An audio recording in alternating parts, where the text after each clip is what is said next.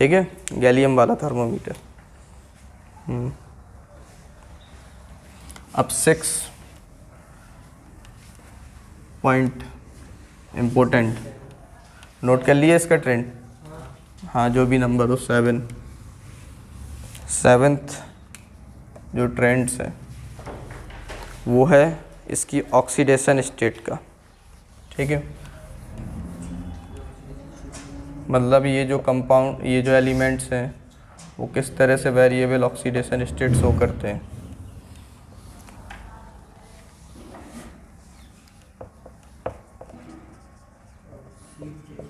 Variable oxidation state, ठीक। Boron, aluminium, gallium, boron, aluminium, gallium, indium और thallium. तो अभी पढ़ा कि भाई जो बोरॉन होगा वो 0 ऑक्सीडेशन स्टेट शो करेगा, उस पे चार्ज क्या होगा 0। एल्यूमिनियम के ऊपर कितना होगा, एल्यूमिनियम +3 पर स्टेबल होता है ना। और गैलियम +3 भी शो करता है, +1 भी शो करता है। एल्यूमिनियम +1 शो नहीं करता। इंडियम +3 भी करेगा but more stable in the +1। Thallium जो होगा वो +3 शो करेगा बट मोर स्टेबल इन +1। अब ऐसा क्यों, इसका भी रीजन है तुम्हारा इनर्ट पेयर इफेक्ट। तो सोचो इनर्ट पेयर इफेक्ट बहुत इंपॉर्टेंट है। और जो इनर्ट पेयर इफेक्ट होता है वो कितने से कितने ग्रुप तक लगता है? G13 से G16। 15, 16 नहीं, G13 से G15 तक, 16 नहीं। +3 और +1। बोरॉन तो कोई भी शो नहीं करेगा। एल्यूमिनियम +3 शो करेगा, +1 शो नहीं करता है। गैलियम +3 +1 में ज़्यादा स्टेबल होगा। फिर इंडियम +3 में कम, +1 में ज़्यादा, बट शो करने को कर देगा। और थैलियम भी +3 और +1 शो करेगा बट +1 में स्टेबल ज़्यादा होगा। अब हम तुमको बताते हैं इनर्ट पेयर इफेक्ट को एक बार रिवाइज कराते हैं। ठीक है, बोरॉन का अगर इलेक्ट्रॉनिक कॉन्फ़िगरेशन लिखो, बताओ क्या होगा? 2s2 2p1। एल्यूमिनियम का क्या होगा? 3s2 3p2 3p1। क्या NH2 NP1? अभी तो तुम बताते जा रहे हो। नहीं, तो NP1 बोरॉन अकेले का था। अच्छा, बोरॉन अकेले का NP1 था। गैलियम का बताओ, गैलियम का क्या होगा?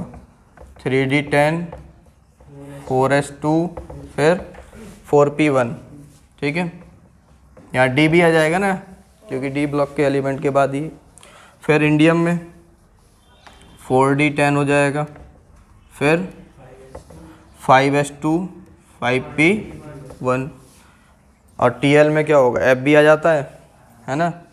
तो 5d10 6s2 और 6p1, ये थैलियम का होगा कॉन्फ़िगरेशन। ठीक है, और यहाँ आगे F भी आ जाता, 4f14, है ना। अब इसमें देखो तुम,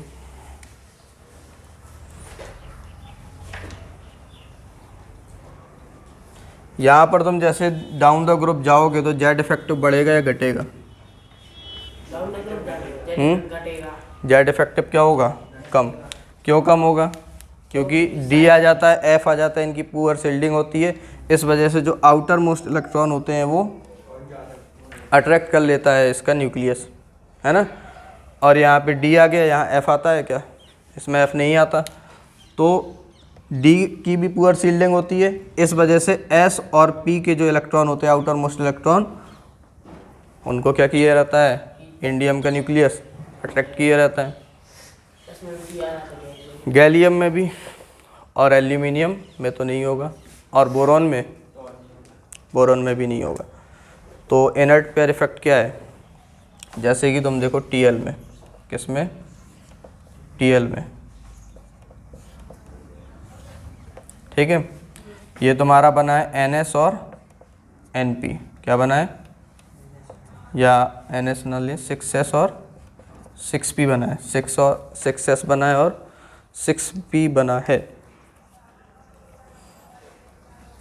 6s में 2 इलेक्ट्रॉन है, 6p में कितने इलेक्ट्रॉन है? एक। 6p में, हाँ, 6p में क्या है? 1 इलेक्ट्रॉन है। और इसके पहले d भी है, f भी है, और उनकी सील्डिंग पुअर है। इस वजह से ये क्या कर रहा होगा? अपने ये तीनों इलेक्ट्रॉन्स को क्या कर रहा होगा? खींच रहा होगा। न्यूक्लियस जो होगा उनका अट्रैक्शन इन तीनों आउटर मोस्ट इलेक्ट्रॉन पर क्या होगा? ज़्यादा, क्योंकि इसके आगे क्या है हमारा 4f14 है, उसकी पुअर सील्डिंग है। 5d10 है, उसकी भी क्या है? पुअर सील्डिंग है। तो इनको अट्रैक्शन ज़्यादा मिल रहा होगा, है ना। यही तो होता है तुम्हारा इनर्ट पेयर इफेक्ट।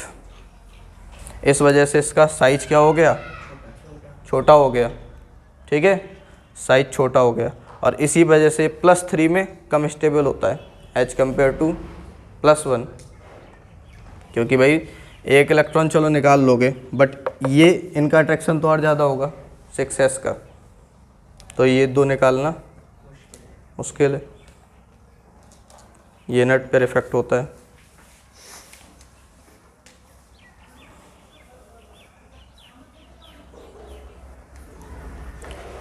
तो यहाँ लिख लेना ये जेड इफेक्टिव इसका हाई है, फिर लिखना due to high Z effective,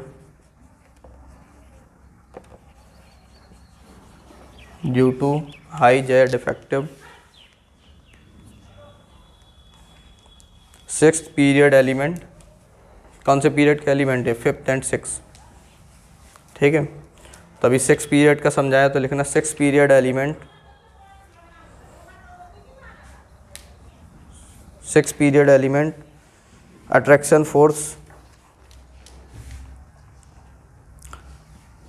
due to high Z effective of 6 period element, the attraction force on ns increases, the attraction force on ns increases, attraction force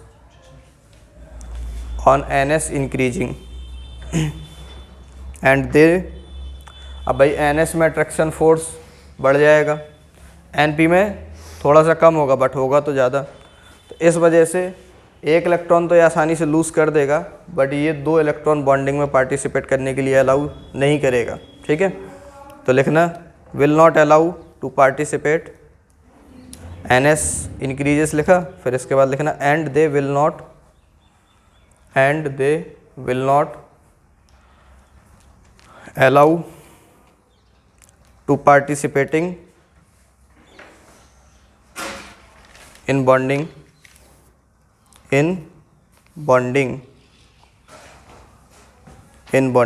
ठीक है। तो इस वजह से +3 स्टेट में सबसे ज़्यादा स्टेबल कौन सा कंपाउंड होगा? एल्यूमिनियम सबसे ज़्यादा स्टेबल होगा +3 पर,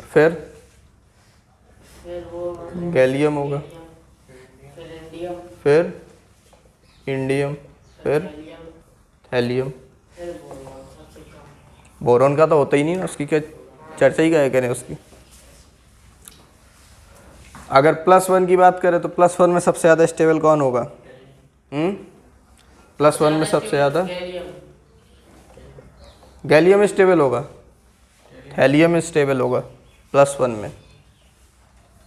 +1 में सबसे ज़्यादा स्टेबल थैलियम, फिर इंडियम, फिर गैलियम। मतलब अगर तुम्हारे पास हाईयर ऑक्सीडेशन स्टेट है तो नीचे जाओगे तो उनकी स्टेबिलिटी क्या होगी? घटेगी। और वहीं अगर तुम्हारे पास लोअर ऑक्सीडेशन स्टेट में प्रेजेंट है तो नीचे जाओगे तो उनकी स्टेबिलिटी बढ़ेगी। और ये ब्रैकेट में ज़रूर लिख लिया करो ऑर्डर किसका है।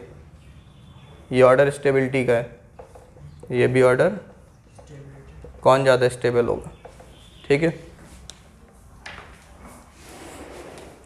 अब तुम लोग हमको समझाओ, इनर्ट पेयर इफेक्ट हमने बता दिया। अब तुम बताओ भाई मेल्टिंग पॉइंट में जो एक्सेप्शन आता है वो क्यों आता है, और फिर इलेक्ट्रोनेगेटिविटी में क्यों आता है। अब बताओ। तो इलेक्ट्रोनेगेटिविटी एल्यूमिनियम की कम क्यों आती है? क्योंकि शील्ड इफेक्ट, मतलब जो इसका जो जेड इफेक्टिव होता है वो क्या होता है? कम होता है। कम होता है।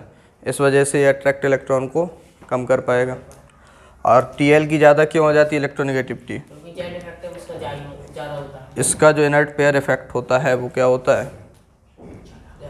ज़्यादा होता है। इस वजह से ये इलेक्ट्रॉन्स को अट्रैक्ट कर सकता है। ये इनर्ट पेयर इफेक्ट बोलो या जेड इफेक्टिव बोलो, सेंस एक ही है, ठीक है। ये नोट करो। अब इनर्ट पेयर इफेक्ट में ज़रा थोड़ा सा लिख लो क्या होता है। इनर्ट पेयर इफेक्ट पहला पॉइंट तो यही लिख लेना कि ये एप्लीकेबल होगा 13 से 15 कहाँ तक, G13 टू G15।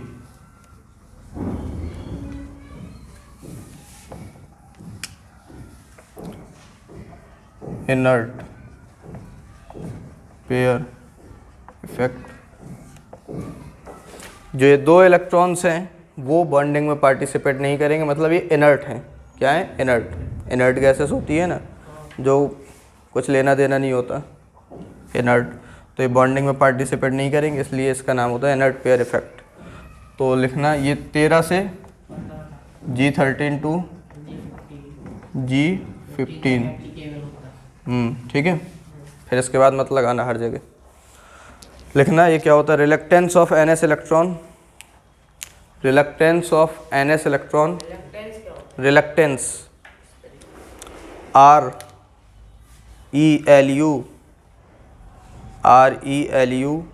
RELUCTANCE, ठीक। Reluctance of NS electron to participating in chemical bonding due to high Z effective,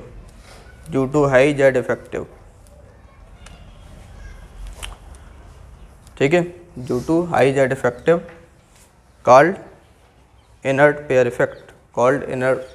pair effect, Z effective ज़्यादा होता है। इस वजह से जो इनर्ट इलेक्ट्रॉन, मतलब जो अंदर के इलेक्ट्रॉन होते हैं वो बॉन्डिंग में पार्टिसिपेट नहीं कर पाते, और वो बॉन्डिंग में पार्टिसिपेट नहीं करते तो उस इफेक्ट को बोलते हैं इनर्ट पेयर इलेक्ट्रॉन इफेक्ट, ठीक है। फिर नेक्स्ट पॉइंट लिखना, due to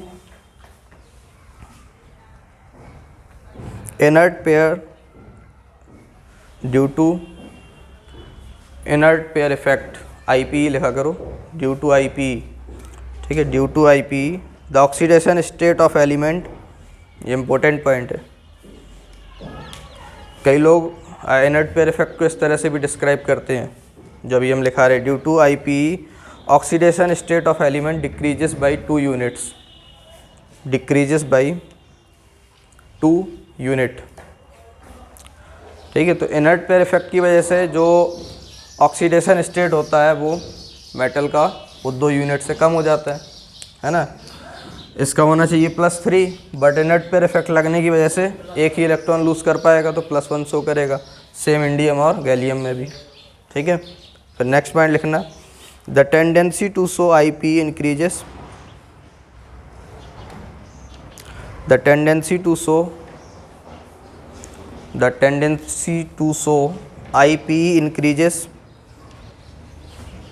IPE increases on moving down the group,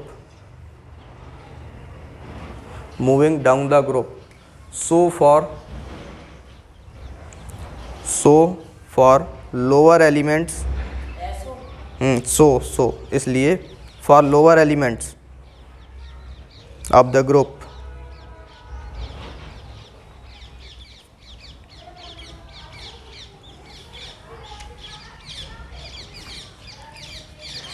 so for the lower elements of the group lower oxidation will be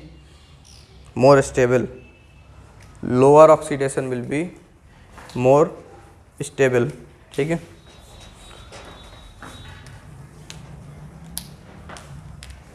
inert pair effect कौन कौन से पीरियड के element show करेंगे?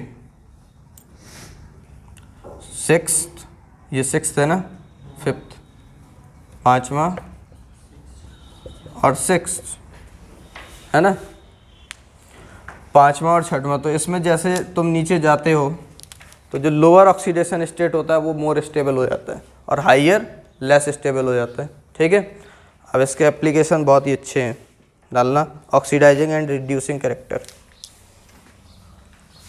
Oxidising and reducing character.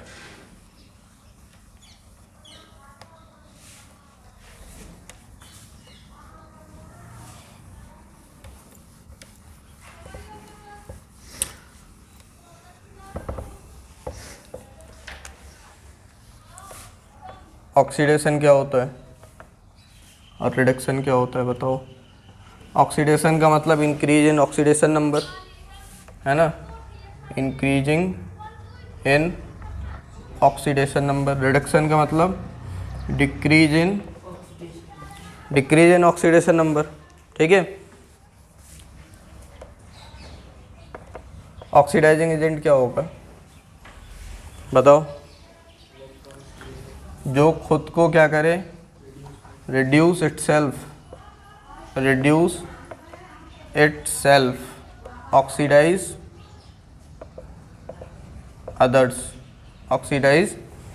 Others. ठीक है, फिर reducing agent क्या होगा, ऑक्सीडाइज इटसेल्फ और रिड्यूस करे अदर को, किसी दूसरे को क्या करे, रिड्यूस करे। ठीक है, अब जैसे तुमसे पूछे बताओ which is better reducing agent, सवाल दिया। ठीक है, इनर्ट पेयर इफेक्ट का एप्लीकेशन देखो कितने अच्छे अच्छे हैं। Which is best reducing agent, कौन रिड्यूसिंग एजेंट अच्छा है, इंडियम +1 और थैलियम +1, कौन सा रिड्यूसिंग एजेंट अच्छा है, इंडियम +1 या थैलियम +1। तो भाई रिड्यूसिंग एजेंट पता करना है तो लिख लिया करो, क्या पता करना है भाई, रिड्यूस क्या हो खुद में, रिड्यूसिंग एजेंट पता करना है तो ऑक्सीडाइज क्या हो, इटसेल्फ। रिड्यूसिंग एजेंट का मतलब ऑक्सीडाइजेस पता करना है, खुद क्या हो, ऑक्सीडाइज। और जो ऑक्सीडाइज होता है उसका ऑक्सीडेशन स्टेट क्या होना चाहिए, बढ़ना चाहिए, है ना, दूसरे को रिड्यूस करना चाहिए।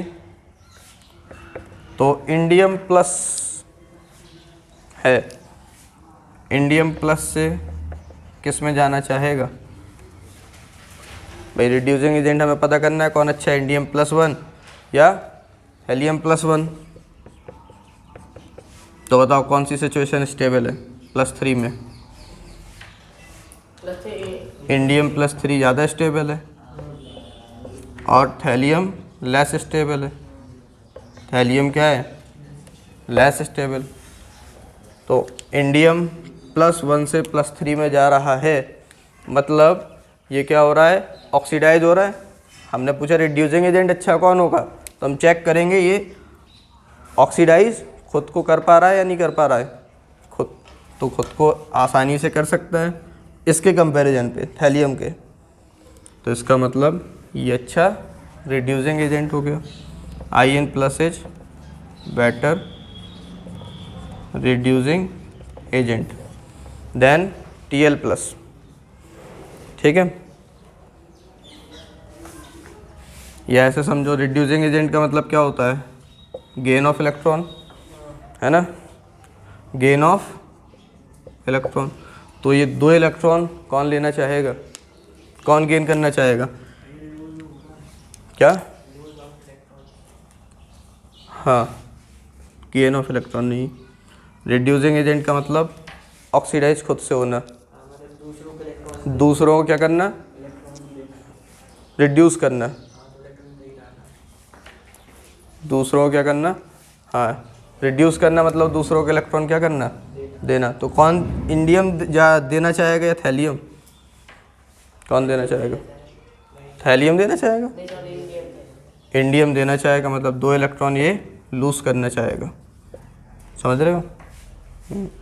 तो जो 2 इलेक्ट्रॉन देना चाहेगा इसके कंपैरिजन, वैसे दोनों नहीं देना चाहेंगे, अब जब भाई कंपैरिजन पूछा है तो बताओगे, नोट करो।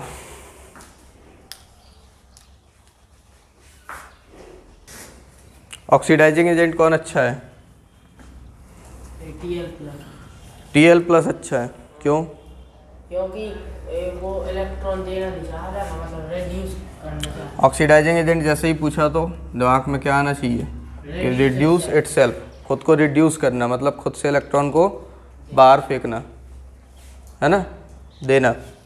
तो कौन देना चाहेगा? कौन आसानी से देना चाहेगा? Tl+ देना चाहेगा। देना नहीं, एक्सेप्ट करना। एक्सेप्ट करना, बहुत कन्फ्यूजन होता है इसमें। कौन एक्सेप्ट करना चाहेगा? Tl+ एक्सेप्ट करना चाहेगा। ठीक है। अब जैसे और कैसे सवाल बन सकते हैं?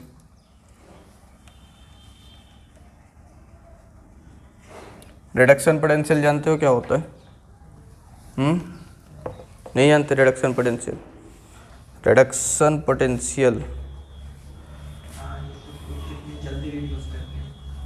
यहाँ पे मेटल है, वो कौन सी ऑक्सीडेशन स्टेट शो कर रहे हैं? +3। ठीक है, +3 से जो जल्दी 0 में जाएगा उसका रिडक्शन पोटेंशियल क्या होगा? ज़्यादा होगा। तो इस तरह से डोनेट करते हैं। इलेक्ट्रोकेमिस्ट्री में पढ़ा है तुमने? इसका मतलब है M+3 से M0 जाने का मतलब है कि ये क्या है? रिडक्शन को शो कर रहा है, और E0 लगा दिया तो पोटेंशियल को शो कर रहा है। ठीक है, तो इसे बोलते हैं रिडक्शन पोटेंशियल। ठीक, हम लिखते हैं बोरॉन, एल्यूमिनियम, गैलियम, इंडियम और हेलियम।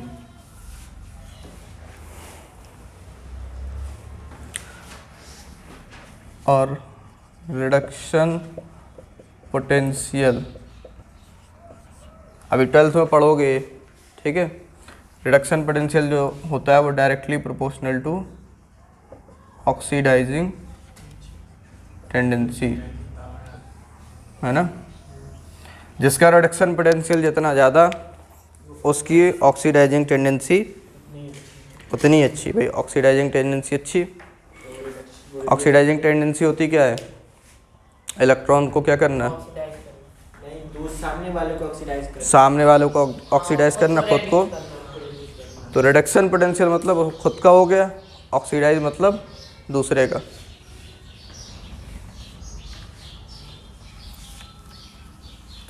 तो बोरॉन की जो रिडक्शन पोटेंशियल वैल्यू होगी वो क्या होगी? 0। ठीक है, एल्यूमिनियम की क्या होती है याद है? -1.66। गैलियम की -0.56। इंडियम -0.34। और थैलियम की +1.26। कितनी ज़्यादा हो गई? डायरेक्ट प्लस में। ये सब माइनस में थे, प्लस में थे, मतलब ये इसका रिडक्शन पोटेंशियल क्या है? बहुत ही ज़्यादा है। मतलब ये 2 इलेक्ट्रॉन लेने के लिए बेताब है। थैलियम +3, उसे 2 इलेक्ट्रॉन चाहिए, क्योंकि थैलियम +3 अनस्टेबल होता है, हाईली अनस्टेबल। ठीक है, तब कैसे सवाल पूछेगा? Tl+3 और Tl+, बताओ कौन ज़्यादा स्टेबल है? Tl+ ज़्यादा स्टेबल है, मोर स्टेबल। Tl+3 लेंगे, ये लेस स्टेबल है। इसकी कौन सी ऑक्सीडेशन स्टेट स्टेबल है? Tl+। ठीक है, ये मोर स्टेबल है। मतलब इसका रिडक्शन पोटेंशियल क्यों ज़्यादा है? क्योंकि भाई ये 2 इलेक्ट्रॉन लेना चाहता है। इसकी ऑक्सीडाइजिंग पावर क्यों ज़्यादा है? क्योंकि ये 2 इलेक्ट्रॉन लेना चाहता है। लेना चाहेगा तभी तो Tl+1 में पहुँचेगा। देना चाहेगा? देना क्यों चाहेगा भाई? Tl+3 से Tl+1 में जाना है तो कैसे जाओगे? 2 इलेक्ट्रॉन देंगे ना हम किसी को। 2 इलेक्ट्रॉन दोगे तो और Tl+5 में नहीं चले जाओगे? 2 इलेक्ट्रॉन और निकाल लिए थैलियम से। Tl+3 का मतलब क्या है? कि 3 इलेक्ट्रॉन निकालना, है ना। और तुम 2 इलेक्ट्रॉन और निकाल ले रहे हो। तो उसके साथ तो घनघोर अत्याचार हो जाएगा ना एकदम पूरा। वो +3 पहली बात बड़ी मुश्किल से देता है, तभी तो लेगा लेस स्टेबल। और कोई भी less to more stable, stable ज़्यादा होना चाहता है तो 2 इलेक्ट्रॉन चाहिए। 2 इलेक्ट्रॉन चाहिए मतलब उसका रिडक्शन पोटेंशियल क्या है, ज़्यादा। रिडक्शन पोटेंशियल ज़्यादा मतलब ऑक्सीडाइजिंग पावर क्या है, ज़्यादा। ऑक्सीडाइजिंग पावर ज़्यादा होने का मतलब क्या होता है, ऑक्सीडाइज दूसरे को करना और रिड्यूस इटसेल्फ। देखो उसने रिड्यूस करा, +3 से +1 में लिखा गया। हमने अभी रिडक्शन में लिखाया था कि लॉस ऑफ ऑक्सीडेशन नंबर, तो +3 से +1 में जाने का मतलब क्या हो गया, समझ गए। अब और अच्छे सवाल कैसे पूछेगा, लिखो which reaction is fast, which reaction is fast, which reaction is fast. ठीक है, ऑप्शन नंबर ए। कौन सी रिएक्शन सबसे फास्ट होगी, ऑप्शन बी।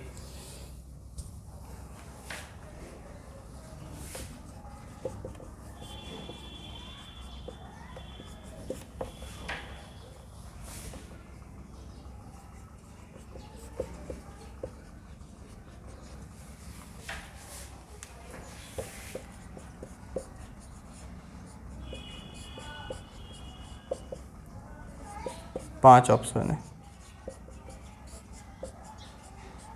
एक सही है, 2-3 नहीं एक ही सही होगा। कौन सी फास्ट होगी, Al+3 से प्लस, Ga+3 से प्लस, या Ga+ से Ga+3, या In+3 से In+, या Helium+3 से प्लस। ई नंबर सही है, क्यों सही है, क्योंकि Tl+3 है, उसका मतलब Tl है, टेनियम को जेड इफेक्टिव ज्यादा। सबसे ज़्यादा अनस्टेबल कौन है, Tl+3 अच्छा Ga+ नहीं है अनस्टेबल, सबसे उससे कम है, उससे कम है ना, सबसे कम Tl+3। सबसे कम कौन है, Tl+3। तो जल्दी से 2 इलेक्ट्रॉन कौन लेना चाहेगा, Tl+1। ठीक है, अब और अच्छा सवाल पूछते हैं।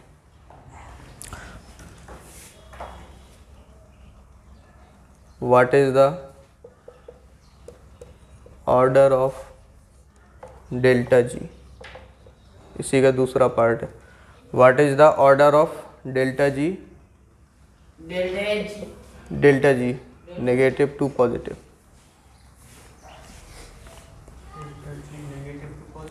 Positive to negative, positive to negative. Delta G नहीं जानते हो क्या होता है, डेल्टा जी नहीं जानते, डेल्टा जी नहीं जानते।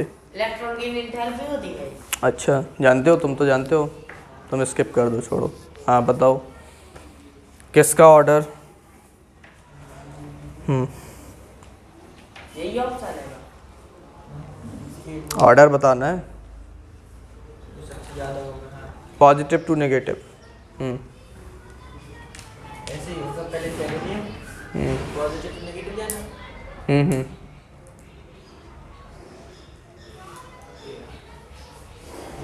क्या जिसको क्वेश्चन होता है तो ऐसे ही होगा, कैसे होगा, ऐसे कैसे, पहले टेलिनियम, फिर इंडियम, फिर गैलीनियम, फिर एल्यूमिनियम। वो डेल्टा जी लिखा ही नहीं ना, वो रिडक्शन पोटेंशियल लिखा। क्वेश्चन होता है ना, delta G equals to delta E not. देखो डेल्टा जी कहने का मतलब क्या है, ये तुमने पता कैसे लगाया कि ये रिएक्शन फास्ट होगी, बताएं। ये तुमने देखा है डेल्टा जी लेस देन 0, हमने ये नहीं देखा। डेल्टा जी लेस देन 0 क्या का मतलब क्या होता है कि वो रिएक्शन कितनी स्पॉन्टेनियस है। डेल्टा जी नेगेटिव होगा, रिएक्शन स्पॉन्टेनियस होती है, मतलब रिएक्शन होती है। ये तुम्हें भी बताया हमने कहीं ना कहीं, डेल्टा जी नहीं बताया, बताया, भी दिखवा देंगे। डेल्टा जी अगर पॉजिटिव होगा मतलब वो रिएक्शन स्पॉन्टेनियस नहीं है, वो रिएक्शन नहीं होगी। ठीक है, तो अब जितना ज़्यादा डेल्टा जी नेगेटिव होगा उतनी ही रिएक्शन फास्ट होगी। ठीक है, तो डेल्टा जी सबसे ज़्यादा नेगेटिव किसका होगा, डेल्टा जी सबसे ज़्यादा नेगेटिव किसका होगा। एल्यूमिनियम का डेल्टा जी क्या होगा, नेगेटिव या पॉजिटिव, पॉजिटिव होगा, क्योंकि उसकी +3 स्टेट ज़्यादा स्टेबल है +1 से। +1 में तो होता नहीं ना, इसका डेल्टा जी क्या है? ये इसकी +3 ज़्यादा स्टेबल होती है, इसकी +1 कम स्टेबल होती है। नहीं +1 इसकी ज़्यादा स्टेबल होती गैलियम की कौन ज़्यादा स्टेबल होती है? +1। में ज़्यादा स्टेबल है। हाँ, +1 में ज़्यादा स्टेबल होता है, +3 में। अनस्टेबल तो इसका डेल्टा जी कैसा आएगा? थोड़ा नेगेटिव। नेगेटिव आएगा, ज़्यादा नेगेटिव नहीं आएगा। इसका +1 से +3, पॉजिटिव आएगा। इसका डेल्टा जी क्या आएगा? क्योंकि भाई ये तो ठीक है, ये पॉसिबल है क्या? नहीं है ना। Al+3 से +1 अनस्टेबल होता है ना, तो डेल्टा जी क्या होगा? नेगेटिव। अभी हम बताते जा रहे हैं भाई, जिसका डेल्टा जी नेगेटिव होता है वही रिएक्शन क्या होती है? फास्ट होती है या स्पॉन्टेनियस होती है। अगर डेल्टा जी किसी का नेगेटिव नहीं है, पॉजिटिव है, तो वो रिएक्शन होगी ही नहीं। इलेक्ट्रोकेमिस्ट्री में बहुत बताया है ना। तो अब इसमें बताओ, डेल्टा जी +1 से +3 पॉसिबल नहीं है, मतलब पॉजिटिव होगा, है ना। इंडियम +3 से +1 नेगेटिव होगा। डेल्टा जी ज़्यादा नेगेटिव होगा, होगा नहीं होगा? +3 से +1 सबसे ज़्यादा नेगेटिव, महा नेगेटिव, मतलब नेगेटिव की बाढ़ आ गई। इसलिए इसका सबसे ज़्यादा तो पॉजिटिव टू नेगेटिव तो हमें डेल्टा जी का ऑर्डर बताना था। तो सबसे ज़्यादा पॉजिटिव कौन होगा? Al। Al, मतलब A। फिर पॉजिटिव, इसके बाद C है ना। फिर सबसे कम नेगेटिव देखोगे, सबसे कम नेगेटिव B, या इंक्रीजिंग ऑर्डर में भी पूछ सकता था। फिर D, फिर तो सबसे ज़्यादा रिएक्शन फास्ट कौन होगी? E वाली। चलो अभी ऑप्शन हटा दिए, अब बताओ। अब D, अब D होगी, इसको भी हटा दो। अब B, B, फिर C। हटा नहीं रहे क्योंकि नोट भी करना है, ठीक है। वो कर लिया नोट? कर लिया नोट? नहीं किया, नहीं किया, नहीं कर लिया। डेल्टा जी नहीं किया होगा, डेल्टा जी ऑप्शन तो पहले ही नोट कर लिए।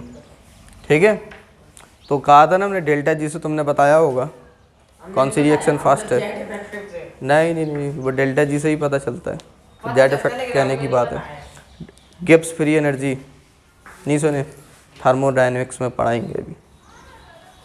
हमने डेल्टा जी सुना ही नहीं। क्या इसकी ये वाला ऑप्शन फिर दोबारा लिखूं? क्या बोले? दोबारा नहीं, इसी में लिख लो भाई।